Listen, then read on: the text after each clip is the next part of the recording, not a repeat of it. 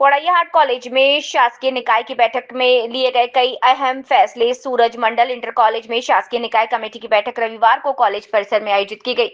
बैठक में मुख्य रूप से कमेटी के अध्यक्ष सह विधायक प्रदीप यादव पहुंचे। कॉलेज कर्मियों ने विधायक का बुके देकर स्वागत किया। बैठक में सर्वसम्मति से कई अहम निर्णय लिए गए, जिसमें वित्तीय वर्ष 2023-24 में आय व्यय का लेखा जोखा पंजीयन को देखा गया। इसके बाद शिक्षकों को नियमित वेतन का भुगतान करना, पठन कार्य बाधित न करना देना, शैक्षणिक माहौल विकसित करना, कॉलेज कर्मियों की नियमित उपस्थिति, वेतन, कॉलेज के विकास जैसे कैसे किया जाए, इस पर चर्चा हुई। इस दौरान कॉलेज के सचिव दीप नारायण भगत, प्राचार्य प्रेम नंदन मंडल, विधायक प्रतिनिधि अजय शर्मा, कृष्ण चंद्र दत्ता, राजकिशोर ठाकुर, निर्मल मंडल, नागेंद्र दत्ता, कौशल किशोर, राजीव लोचन झा, राजेंद्र ठाकुर, सुरेंद्र हंसदा, अंजू देवी, मालती देवी सहित अन्य लोग मौजूद रहे।